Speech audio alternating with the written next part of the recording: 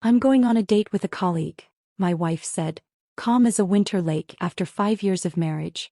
And the worst part? She said it the same way someone might ask for extra napkins at a diner, like it meant nothing. Welcome to Amelia's stories. Stay with me. These real moments of love, trust, and painful betrayal might remind you of things you've lived through or things you hope you never will. If you're new here, tell us where you're listening from and make sure to like, share, and subscribe so you don't miss the next story. When Maren said those words, I honestly thought she was joking. We'd been married for 5 years. We had routines, inside jokes, weekend plans. But she stood there in the kitchen tying her hair back, saying she was going out with Dr. Rowan Hale, a trauma surgeon she worked with. She said it was just to explore feelings, as if that made it any less painful. I asked her if she understood what she was doing to us. She just shrugged and said she needed to see what else was out there. That shrug hit harder than the words. It told me she had already left the marriage in her mind. I stood there, unable to process how fast everything had shifted. One sentence, one moment, and the life I thought we shared felt like it had never really existed. And deep down, I knew this wasn't a sudden idea. Something darker had been happening long before she finally said it out loud. The changes started quietly, almost in ways that were easy to excuse at first. Maren came home later than usual, saying her department had urgent team meetings. I wanted to believe her. I tried to. But the way she avoided eye contact, the way she slipped her phone into her pocket the moment I entered the room, those things were harder to ignore. One night, when I stepped outside to take the trash out, I saw a car I recognized from the hospital parking lot. Rowan Hale's deep blue sedan. It was parked right in front of our driveway. He wasn't supposed to be anywhere near our home, yet there it was, sitting under the streetlight like a secret left in the open. When I asked Maren about it later, she brushed it off, saying he must have been dropping something off. But her voice was cold, clipped, and nothing like the woman I knew. That was the moment something inside me shifted. A few days later, I drove to the hospital and waited near the staff parking lot. Rowan eventually walked out, laughing into his phone. When he saw me, he ended the call and walked over with the confidence of someone who had nothing to fear. I asked him directly what was going on between him and my wife. He didn't deny it. He didn't even hesitate. He just gave a smug little smile and said, "We've grown close. That's all." My stomach dropped. The truth was right there, delivered as casually as a weather report. I went home and started documenting everything, not to hurt anyone yet, but to finally see the full picture Maren refused to show me. It didn't take long for the cracks to show. Maren stopped pretending altogether. The woman who once asked about my day now acted irritated just hearing my voice. If I cooked dinner, she complained it was too bland. If I dressed up for work, she asked why I was trying so hard. Even the way I folded laundry became something she nitpicked. None of it felt accidental. It was like she was slowly pushing me out of the life we built. I tried to talk to her calmly, hoping there was still room to fix things. I suggested therapy, real therapy with someone neutral who could help us understand what was happening. She didn't even think about it. She just said, "I don't need therapy to explore what I want. You just need to accept it." That what? That my wife wanted emotional space to chase another man while still keeping our home, our marriage, and the version of me who stayed quiet? The way she said it made it sound like a reasonable request. Her distance became a wall. She spent more time getting ready to go out, but wouldn't tell me where. She brushed past me in the hallway like I was a stranger. And when I tried to explain how much this hurt, she sighed, telling me I was making everything dramatic. Piece by piece, something inside me started to harden. The heartbreak didn't fade, but it changed shape. It turned into something clearer, heavier, and sharper. It turned into anger.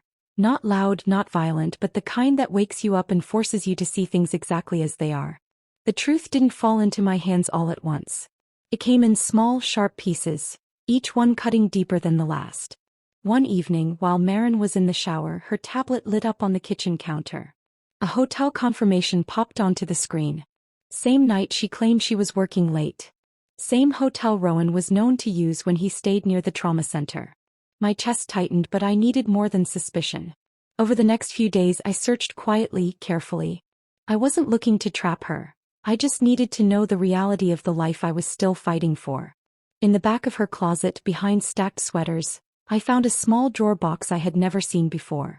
Inside were gifts, an expensive bracelet, a handwritten note from Rowan, and a keycard to a boutique hotel.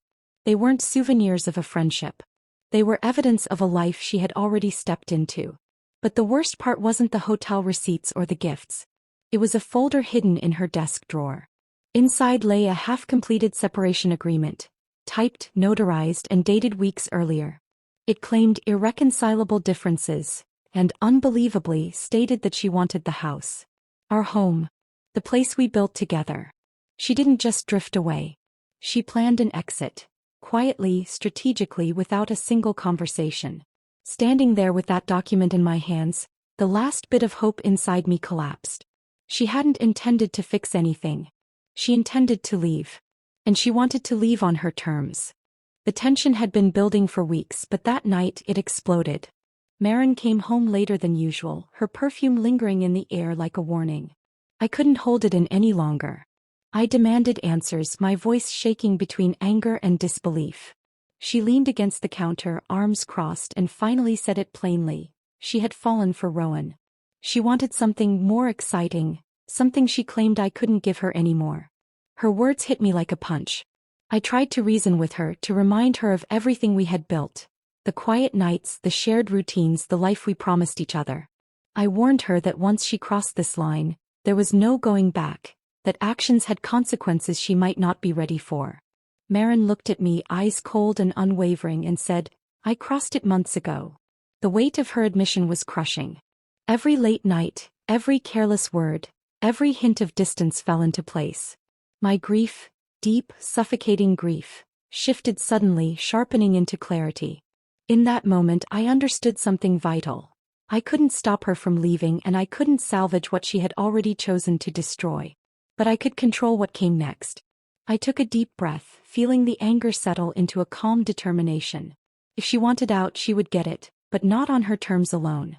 I would give her a fight she never expected, a strategy precise and quiet, ensuring that when the dust settled, I was the one standing strong, and she faced the consequences of her choices. I didn't yell. I didn't throw things. I didn't storm out. Instead, I sat down and made a plan. First, I contacted a lawyer I trusted, someone who understood the kind of betrayal I was facing. I needed to know my rights, to understand exactly what I could do if this marriage ended on her terms, or if I chose to end it myself. Once I knew my standing, I started gathering every piece of financial information I could. Bank statements, joint accounts, credit lines she had secretly opened, investments we shared. Everything. Slowly, I moved my savings into an account in my name alone, ensuring she had no access to it. I froze the credit lines she had secretly opened, cutting off the possibility of any hidden spending I hadn't authorized. Every move was calculated, precise, and silent. I didn't confront her. I didn't accuse her. I didn't try to shame her into changing her mind. That wasn't my goal. My goal was preparation, methodical and calm. Every action I took was like laying the foundation of something solid. A future I could control even as she continued to unravel the trust between us. Watching her, seeing her continue her routine, unaware of what I was quietly building, I felt a strange sense of power return. It wasn't about revenge yet. It was about taking back control, reclaiming my life from the chaos she had created. By the time she realized what was happening, everything I had prepared would be ready. I was no longer at the mercy of her choices. I was ready. Maren's request should have been absurd, but it hit me like a slap. She wanted me out of the house for a weekend so Rowan could come over. I stared at her, disbelief written across my face, and said no. That simple refusal ignited everything. The yelling started almost immediately. Words I had held back for weeks spilled out, mingled with her sharp, cold accusations. The argument escalated until the walls shook with the sound of voices raised in anger. Our neighbors, who I'd always hoped didn't notice our private life, surely heard every word. I didn't care. The facade was gone and I wasn't pretending anymore. Finally, Maren stormed out with Rowan, slamming the door behind her.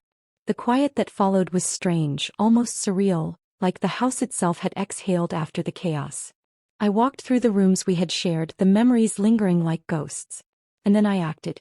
Using her absence, I finalized the divorce filings I had been preparing in secret. I gathered every piece of evidence I had painstakingly collected. Hotel receipts, gift records, financial discrepancies, everything she thought I hadn't noticed. I moved deliberately, calmly, methodically, knowing that this was the moment I had been waiting for.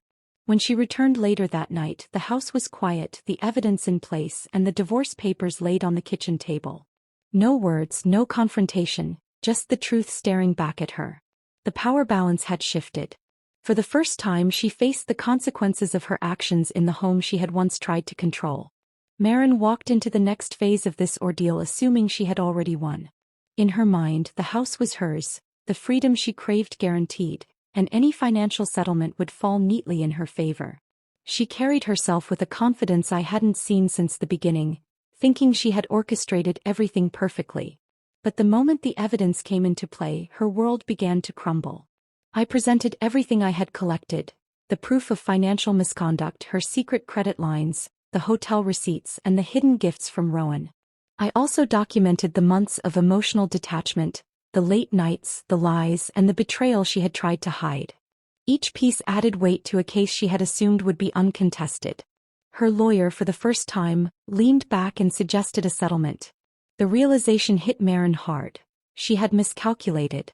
She hadn't considered that I had been quietly preparing, that I had every step in place, that I was neither naive nor passive. Rowan too started to retreat. His reputation as a trauma surgeon was at stake, and the evidence implied far more than a simple affair. He didn't want the drama to follow him professionally, and he began pulling away. Watching her slowly realize that her plans were unraveling was almost surreal. The excitement she had sought had backfired, and the freedom she expected came with walls of consequence. For the first time, she saw me not as the quiet, forgiving husband she thought I was, but as someone who had been observing, calculating, and ready to protect what was rightfully mine. The final papers were signed, and with that our marriage officially ended. The divorce was clean on paper, but the emotions lingered like shadows. I kept the house, the place where every memory of us had once been both comforting and suffocating. Maren walked away with the bare minimum. A few personal items, some clothes, and the remnants of a life she had chosen to discard. Rowan didn't last long either. The excitement he had sought in our affair couldn't survive the weight of consequences. He admitted to me, not with apology but with resignation, that the drama had become too much, and he ended things with Maren abruptly. The person she had believed would fill the void now left her entirely alone. Maren moved into a small rented apartment, the kind of place that couldn't hide from the reality of her choices. She called, texted, even tried showing up under the guise of wanting to talk. Each time I remained distant. The old feelings, the grief, the anger, the longing, had all transformed into something steadier, clarity and resolve. I spent the days reclaiming my space, my routine, and my life. Mornings were quiet and deliberate, evenings filled with tasks I actually enjoyed. I rebuilt slowly but with intention. Every step was measured, calm, a reminder that I was no longer at the mercy of someone else's selfishness. For the first time in years, I felt a sense of ownership over my own life. And it was liberating. Months after the divorce, life had started to settle into a rhythm I hadn't known in years. Work was steady, my mornings peaceful, and the house, finally mine, felt like a sanctuary instead of a reminder of betrayal. Then, at a professional conference across the state, I ran into Rowan. I didn't plan to confront him, and I certainly wasn't expecting revelations, but over coffee between sessions, the conversation took a surprising turn. Rowan casually admitted that Maren hadn't stopped with him. She had been flirting with another colleague during their relationship, someone else entirely. He wasn't the one, he said. He sounded almost relieved, like he had been carrying a burden by being involved in her chaotic choices. Hearing that, I felt a strange mix of emotions. There was anger briefly, but it was undercut by clarity. Maren hadn't been seeking love or a genuine connection with any of them. She had been chasing validation. A temporary thrill, attention, the sense that she could be desired at any moment. And that validation was fleeting, impossible to hold on to, leaving her constantly grasping and never satisfied. I left the conference with a calm I hadn't expected. Rowan had moved on, I had moved on. Maren was facing her own consequences quietly. Alone in her choices, her excitement now replaced with the reality of what her decisions had cost her. For the first time since everything fell apart, I felt fully at peace. I wasn't haunted by betrayal anymore. I wasn't angry or desperate. I was free, and I intended to keep it that way.